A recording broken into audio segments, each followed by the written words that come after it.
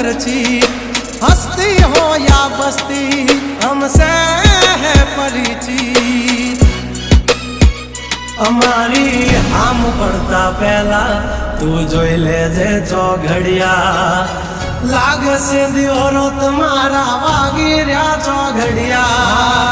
દાંડ નો કરે કોઈ દી માર્કેટમાં માર્કેટિંગ, અમારે પોસ્ટ ચડે ચાલતી હોય પેન્ડિંગ। હા ગંગલાથી નો થવાય કોઈ દે બરવટિયા,